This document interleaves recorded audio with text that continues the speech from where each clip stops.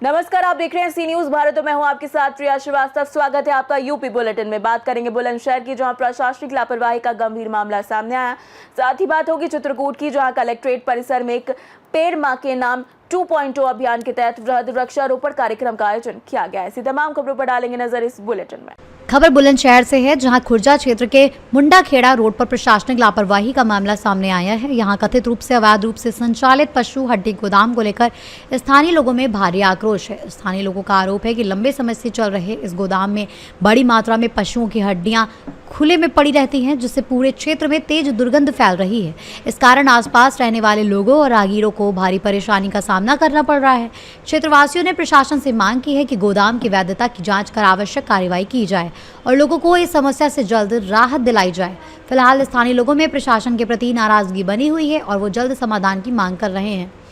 बुलंदशहर से सी न्यूज संवाददाता उमेश की रिपोर्ट। खबर चित्रकूट से है, जहां विश्व पर्यावरण दिवस के अवसर पर चित्रकूट कलेक्ट्रेट परिसर में एक पेड़ मां के नाम 2.0 अभियान के तहत भव्य वृक्षारोपण कार्यक्रम का आयोजन किया गया। कार्यक्रम का शुभारंभ जिलाधिकारी पुलकित गर्ग ने जनप्रतिनिधियों और अधिकारियों के साथ पौधारोपण कर किया। इस दौरान जिलाधिकारी ने कलेक्ट्रेट परिसर में सघन एवं फलदार पौधों के रोपण पर विशेष जोर दिया और उनकी सुरक्षा के लिए ट्री गार्ड लगाने तथा नियमित देखभाल सुनिश्चित करने के निर्देश दिए। उन्होंने कहा कि केवल पौधे लगाना ही उद्देश्य नहीं है, बल्कि उन्हें वृक्ष के रूप में विकसित कर पर्यावरण संरक्षण को मजबूती देना भी है। कार्यक्रम में पर्यावरण जागरूकता को बढ़ावा देने के लिए विभिन्न नारों और संकल्पों के माध्यम से लोगों को प्रेरित किया गया। चित्रकूट से सी न्यूज संवाददाता रोहित कुमार सिंह की रिपोर्ट। खबर फतेहपुर से है, जहां कस्बा हथगाम में आयोजित हजरत बुरहान शहीद बाबा का 162वां उर्स मुबारक हिंदू मुस्लिम एकता, भाईचारे और आपसी सौहार्द का प्रतीक बनकर उभरा। उर्स के मौके पर दूर दराज से आए हजारों अकीदतमंदों ने दरगाह पर हाजिरी देकर अमन, चैन और खुशहाली की दुआ मांगी। उर्स के अवसर पर आयोजित भव्य जवाबी कव्वाली कार्यक्रम ने पूरी रात समा बांधे रखा। दिल्ली से आई मशहूर कव्वाला बेबी ज़ारा और लखनऊ के प्रसिद्ध कव्वाल सुहैल वारसी ने अपने शानदार कलामों से श्रोताओं को मंत्रमुग्ध कर दिया। आयोजकों ने बताया कि ये उर्स पिछले 162 वर्षों से लगातार आयोजित किया जा रहा है और हर वर्ष इसमें बड़ी संख्या में श्रद्धालु शामिल होते हैं। कार्यक्रम के सफल आयोजन में उर्स कमेटी के सदर सभासद प्रतिनिधि कैफी भाई, मोहम्मद अलकाब, हाजी शरशार, अली पप्पी एवं स्थानीय नागरिकों का महत्वपूर्ण योगदान रहा। सुरक्षा और व्यवस्था बनाए रखने के लिए प्रशासन भी पूरी तरह मुस्तैद रहा। फतेहपुर से सी न्यूज संवाददाता शहनशाह अब्दी की रिपोर्ट। खबर ललितपुर से है, जहां जनपद के ग्राम चीरा में अवैध कच्ची शराब के खिलाफ आबकारी विभाग एवं कोतवाली पुलिस ने संयुक्त रूप से बड़ी कार्रवाई करते हुए अवैध शराब निर्माण के अड्डों पर छापेमारी की। कार्रवाई के दौरान टीम ने 125 लीटर अवैध कच्ची शराब बरामद की, जबकि लगभग 5000 लीटर लहन मौके पर ही नष्ट कर दिया। इसके साथ ही अवैध शराब निर्माण एवं कारोबार में संलिप्त 5 महिला आरोपियों को गिरफ्तार किया गया।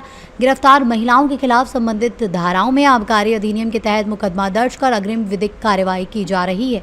आबकारी विभाग के अधिकारियों ने बताया कि जिले में अवैध शराब के निर्माण और तस्करी के खिलाफ अभियान लगातार जारी रहेगा। उन्होंने चेतावनी दी कि अवैध शराब के कारोबार में लिप्त किसी भी व्यक्ति को बख्शा नहीं जाएगा और ऐसे तत्वों के विरुद्ध सख्त कार्रवाई की जाएगी। बताओ दाऊ का समस्या है। मेरा नाम हजारी लाल मिर्चवाला। सर, प्रशासन इतने दबाव डाल रहे हैं कि हम एक दरबार में जा रहे थे, वहाँ नहीं जाने दिया। आज एप्लीकेशन लेके गए तो एप्लीकेशन पर भी उनने कह दिया हमें ऐसा बंद करा देंगे, ऐसा उल्टी ढों से ले रहे, नाप रहे हैं हम। तो एसडीएम ने और डीएम साहब ने मना करी कि आज 3 तारीख हो, तो 3 तारीख की रात में इन्हें कह दी और सुझाव कर हम सभी रेत माई टीम गठित करके। समस्या क्या है, पूरी बात बताओ। कौन सी जमीन है? कुछ 8 से 46 बता 4 तो हमारी एक चंगमन है जमीन, उस पर ये कैलाश नरेंजन कब्जा करेंगे जबरदस्ती गुंडागिरी में। और सब नाप भी खिलाना है। नए सीएम ने कह दी कि हम तुम्हारी कल नाप देंगे 4 तारीख को। कब कहा? 3 तारीख की रात में। 3 तारीख की रात में फिर बैठे हैं बाहर गेट पे, तो अब इस तक नींद न पाई हुई उन्हें कुछ। और आज एप्लीकेशन जो दी हमने तो सर इसकी कोई सुनवाई नहीं हो रहा है, उल्टी जा करेगा हम तुम्हें बंद कर दें। क्या चाहते हैं आज एसडीएम साहब ने क्या कहा? एसडीएम साहब तो देख रहे हैं, बस डिवीजन यही कर रहे हैं, आश्वासन दे रहे हैं। ललितपुर से सीनियर संवाददाता विकास सोनी की रिपोर्ट।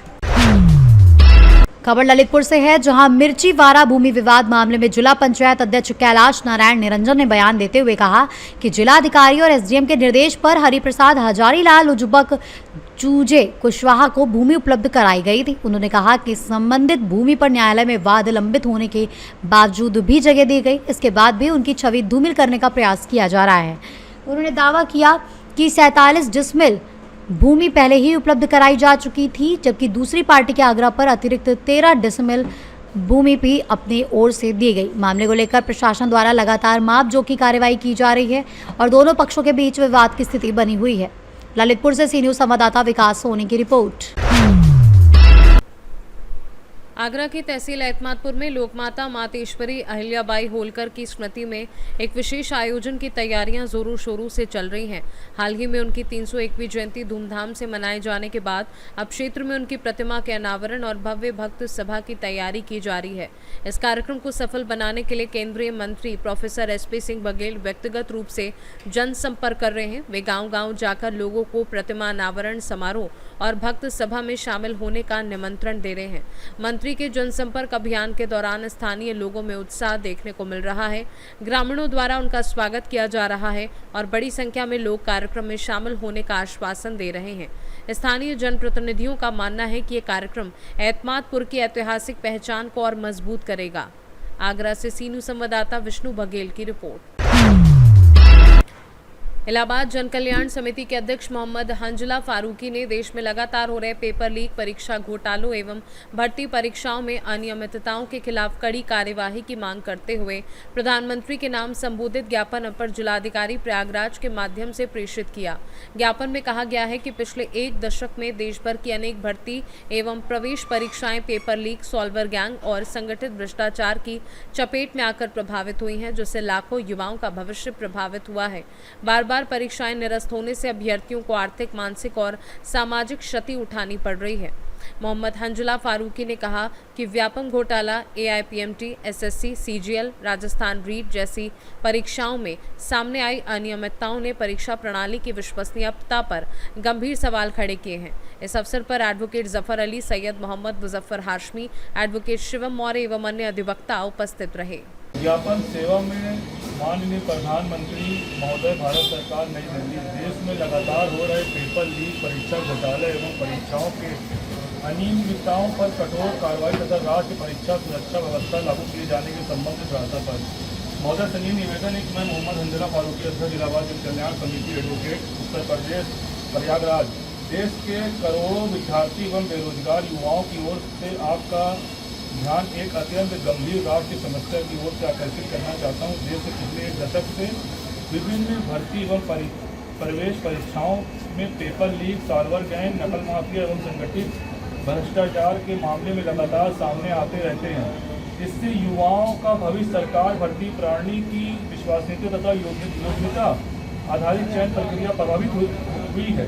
सार्वजनिक रूप से उपलब्ध वीडियो विश्लेषण के अनुसार वर्ष 2019 से 2024 के बीच देश के 15 से अधिक राज्यों में लगभग 17 प्रमुख पेपर लीक एवं परीक्षा अनियमितता के मामले सामने आए हैं, जिनसे लगभग 1.7 करोड़ अभ्यर्थी प्रभावित हुए हैं।